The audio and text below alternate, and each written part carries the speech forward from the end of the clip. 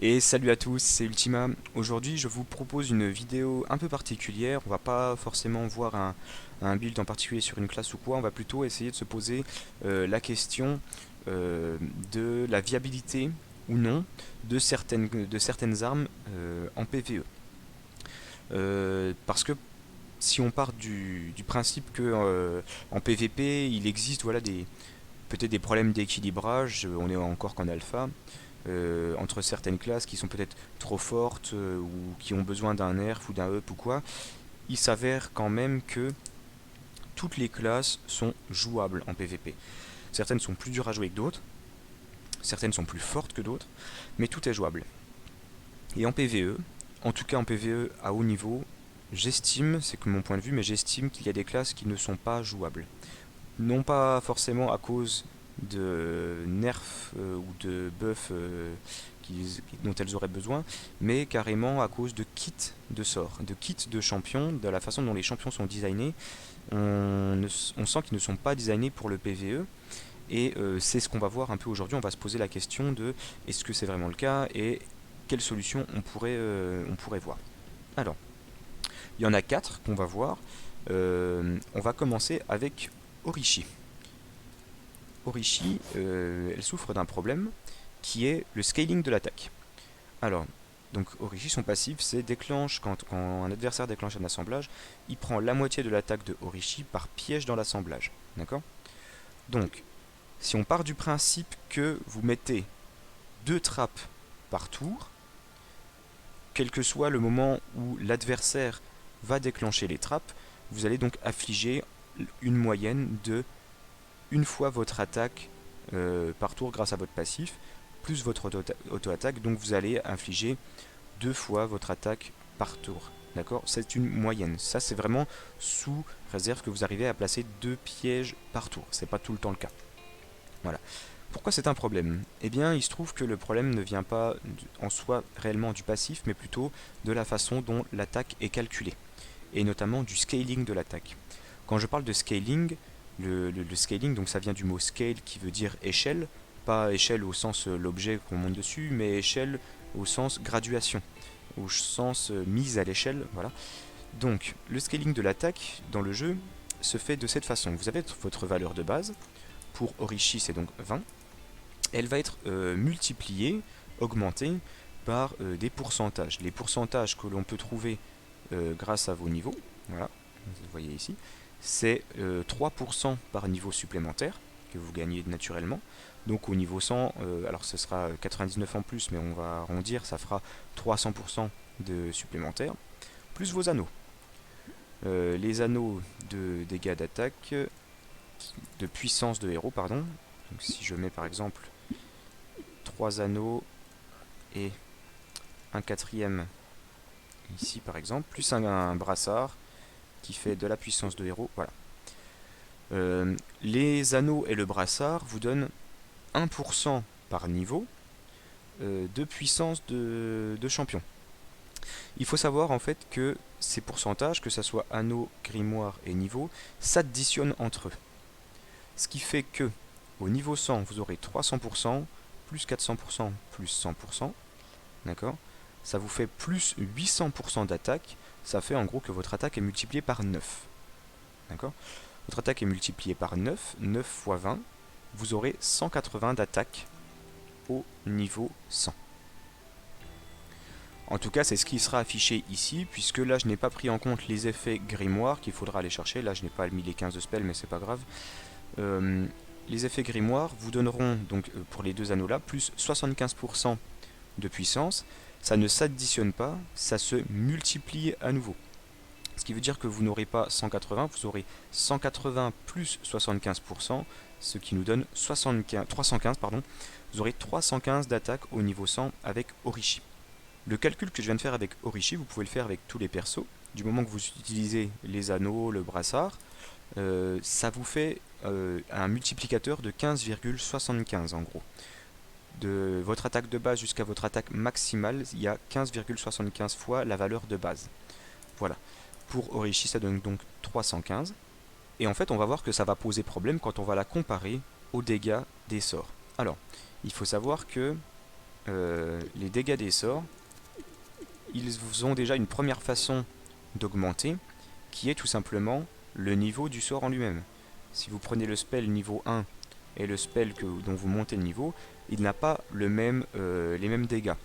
Et pour l'instant, j'ai pas fait le tour de tous les sorts, mais pour ceux dont j'ai regardé et l'estimation que j'en ai, entre un niveau 1 et un niveau 100, un même sort, va faire 7 fois plus de dégâts au niveau 100 qu'au niveau 1. Sans investir dans les magies élémentaires, juste avec le niveau du sort, vous avez en moyenne un multiplicateur de x7. Ce multiplicateur de x7, donc si vous avez un sort qui fait 20 dégâts, on va reprendre la même source que Orishi qui avait 20 d'attaque. Si vous prenez un sort qui fait 20 dégâts, vous allez donc multiplier par 7 et ensuite vous allez le remultiplier, pas l'additionner, vous allez le remultiplier par vos magies élémentaires que vous avez sur vos anneaux. Vous n'en avez pas sur les brassards, mais vous en avez sur les anneaux. On va dire que vous aurez 400% de magie élémentaire.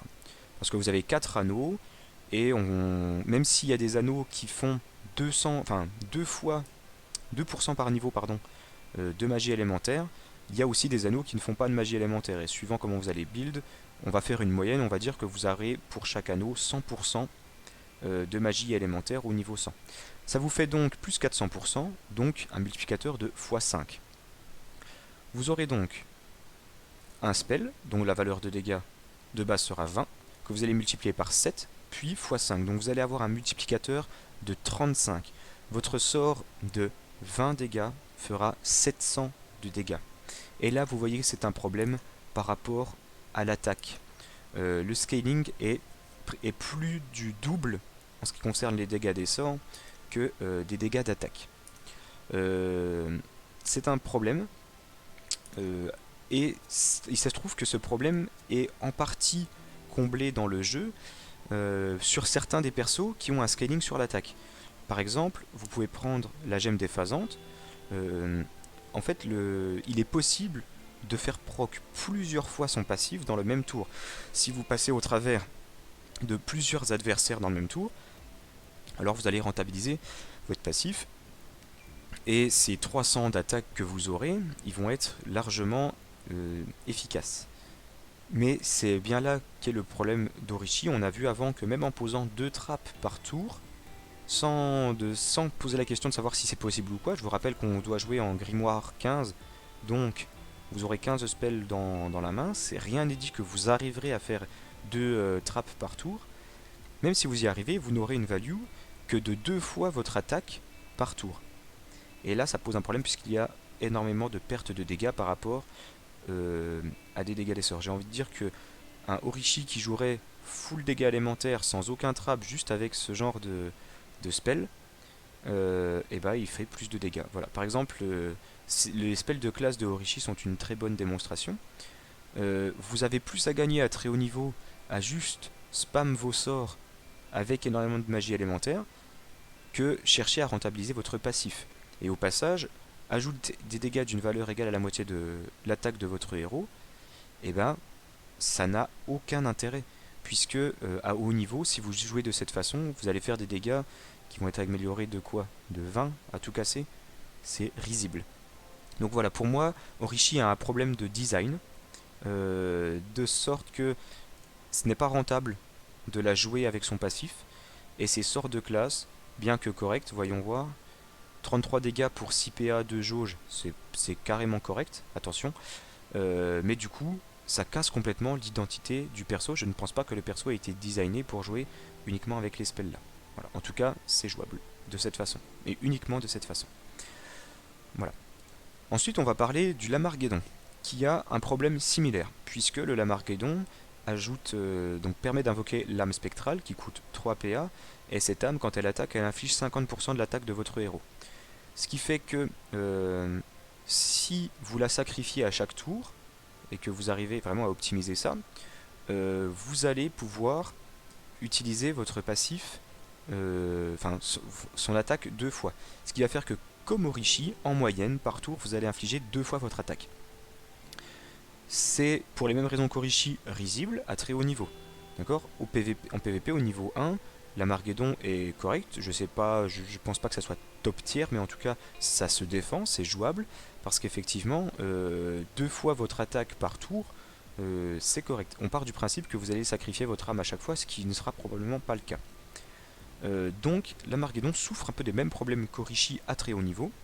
Et si vous voulez la jouer autour de ces sorts qui sacrifient, c'est envisageable, sauf que parce que les ratios des sorts sont corrects. Par exemple ici, 31 dégâts de zone pour 6 PA et de jauge, c'est correct. Si vous investissez dans les magies élémentaires, ça fera des dégâts conséquents. Le problème, c'est que le sort ne coûte pas 6 PA, il en coûte 9, puisque vous sacrifiez votre âme et à chaque fois il faut la réinvoquer. Et donc là, le ratio diminue drastiquement, c'est beaucoup moins viable de la jouer ainsi. Et à très haut niveau, si vous jouez magie élémentaire, votre passif fera des dégâts risibles, donc négligeables, donc vous ne pourrez pas utiliser la value, enfin comptabiliser la value comment dire, de cette attaque supplémentaire au même titre qu'au niveau 1. Au niveau 1, c'est rentable de sacrifier son âme pour faire les dégâts du sort, ou en tout cas l'utilité du sort, et derrière remettre son attaque. C'est rentable de faire ça, ça fait des dégâts conséquents. À haut niveau, c'est pas possible, soit vous investissez en magie élémentaire, mais auquel cas les sorts coûtent indirectement trop cher à lancer, d'accord, soit vous investissez en attaque, et auquel cas vous ne faites tout simplement pas assez de dégâts à cause du scaling de l'attaque. Voilà. Donc l'Amarguédon, au même titre qu'Orishi, a un problème de design par rapport à ça, selon moi. Ensuite, pour les 2 derniers personnages, on va les évoquer en même temps. Il s'agit de Gourpapa et du Catalyseur Premium. Ce sont 2 persos qui, en PvP, s'en sortent carrément, d'accord, mais par contre qui, en PvE, selon moi, ne peuvent pas s'en sortir à très haut niveau, et c'est même encore pire que les 2 qu'on a vus avant. Je vais vous dire pourquoi. Déjà, ce sont, dans un premier temps, des persos qui, une fois encore, ont un passif qui scale sur l'attaque. Et c'est d'autant plus un problème pour eux, puisque qui dit passif qui scale sur l'attaque, si on veut le rentabiliser au maximum, on doit jouer avec les anneaux grimoire, au moins ceci. D'accord? Ça veut dire grimoire 15. Le problème, c'est que ces persos ont besoin de leur sinistro, de leur mécanisme pour fonctionner. Donc si vous jouez avec grimoire 15, vous devez jouer avec 15 sorts, donc vous allez avoir du mal à rechoper vos sinistros, même s'il existe des mécaniques de pioche artificielles pour repiocher vos sinistros, votre pioche naturelle sera freinée à cause des 15 sorts, et donc le perso en lui-même, il est anti-synergique avec lui-même. Et ça, c'est d'une tristesse absolue. Si vous décidez de ne pas jouer avec grimoire, alors votre passif fait des dégâts risibles.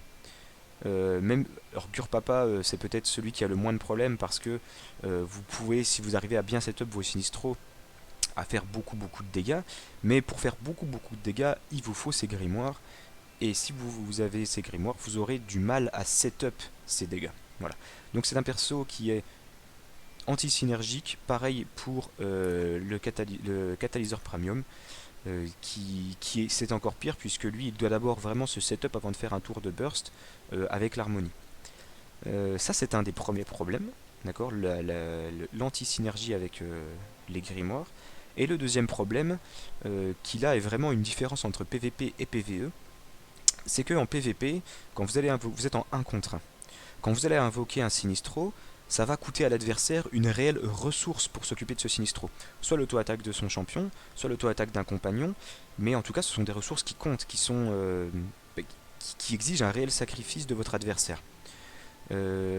C'est un problème en PvE en fait. En fait c'est un problème en PvE, puisque en face de vous, vous n'avez pas un adversaire, vous en aurez 5, 6, peut-être plus, et en fait une auto-attaque d'un monstre, ça représente en fait que 1/5 ou 1/6 des ressources disponibles par l'IA à ce moment-là.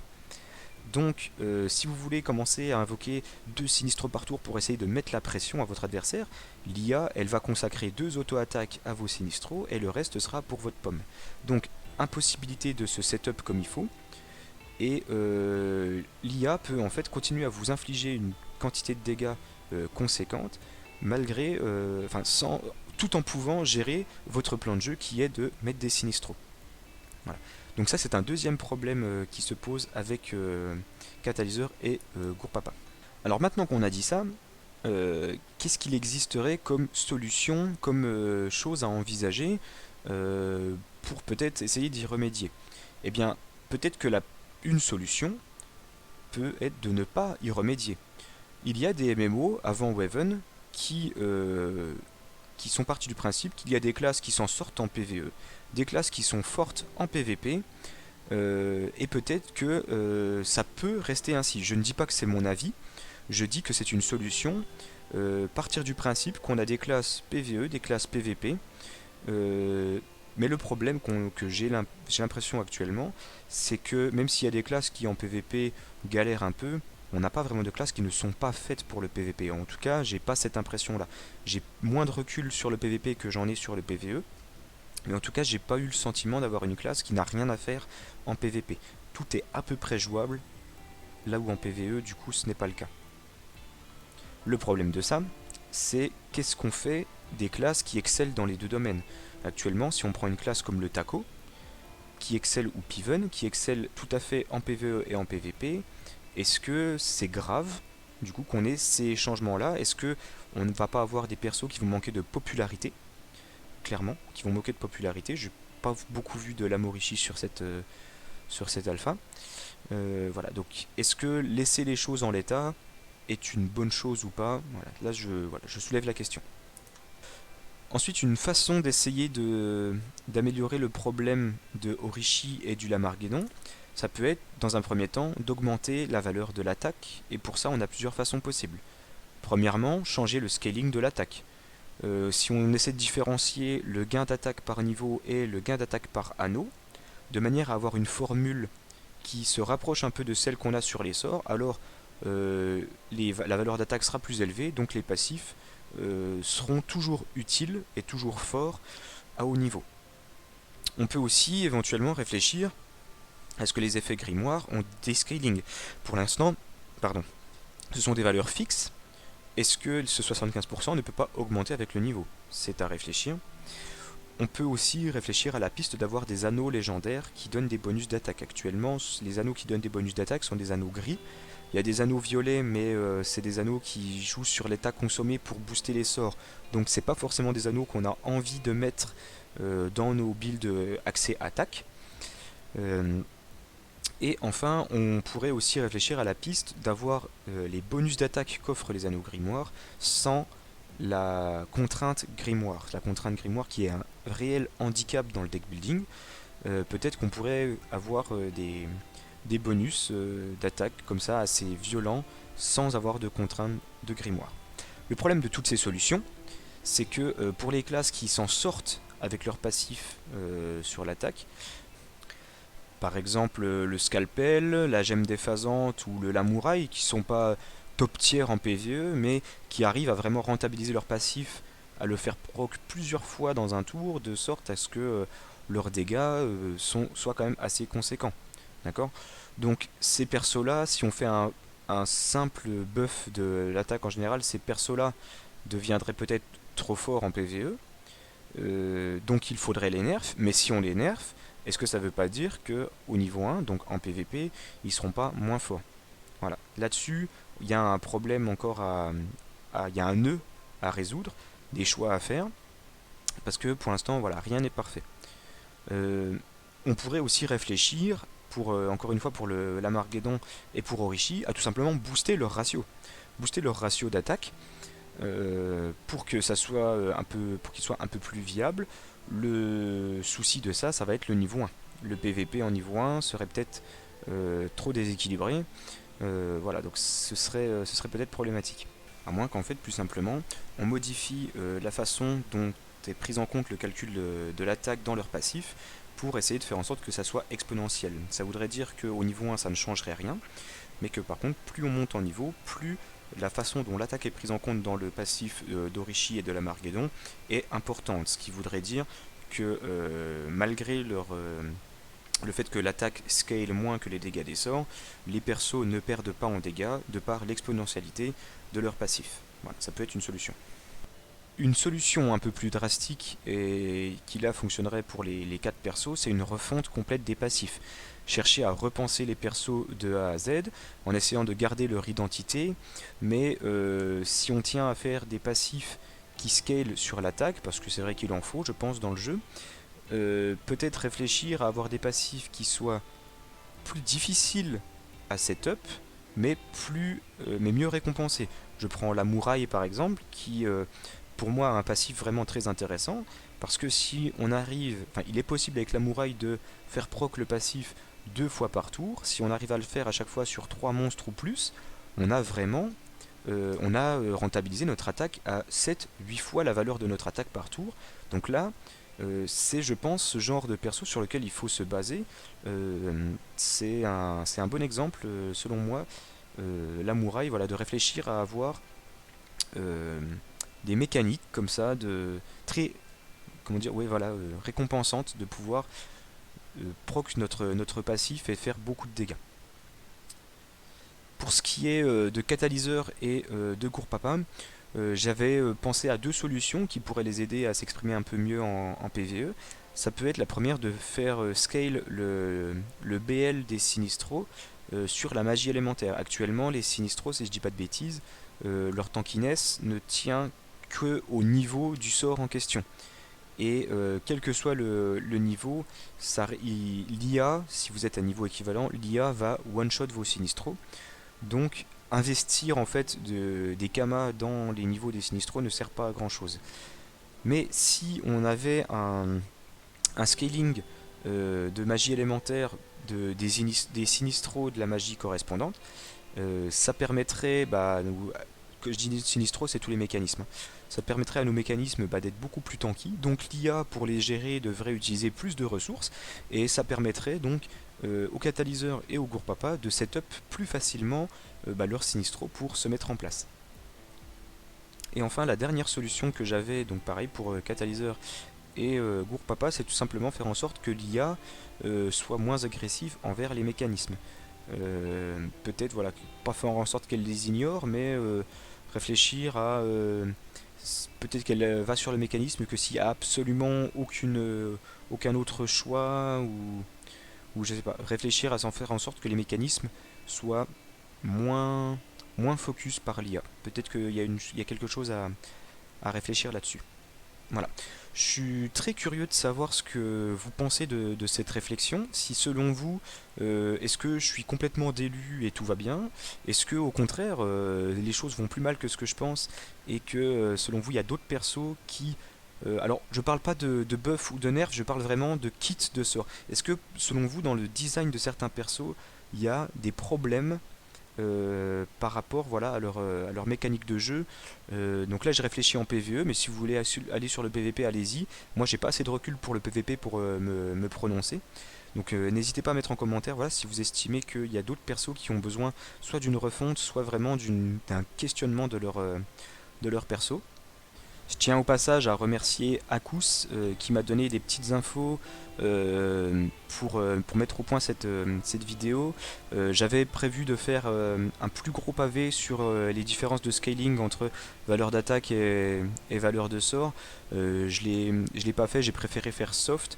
Mais en tout cas, je le remercie voilà, d'avoir répondu à mes questions parce que c'est un peu la Bible en ce qui concerne voilà, les maths dans le jeu, il est vraiment incollable là-dessus. Je vous mets dans la description le lien de sa vidéo. Même s'il n'a pas fait de vidéo sur cette alpha, il faut savoir que si vous regardez les vidéos des précédentes alpha, vous allez énormément apprendre en ce qui concerne notamment le deck building, que ce soit PvE ou PvP. Il est plus joueur PvP et ses vidéos sont plus axées PvP, mais vous allez énormément apprendre pour tout simplement comment construire un deck. Donc n'hésitez pas à passer voir ces vidéos des précédentes alphas, c'est très instructif. J'espère vraiment que la vidéo vous a plu. Moi j'ai adoré faire ça parce que tout ce qui touche voilà, à la mécanique de jeu, moi ça me plaît. N'hésitez pas à laisser un j'aime, un petit commentaire, à me suivre sur Twitch parce que je vais essayer de stream pour cette fin d'alpha. Et je vous souhaite une bonne soirée et à bientôt pour une prochaine vidéo. A plus.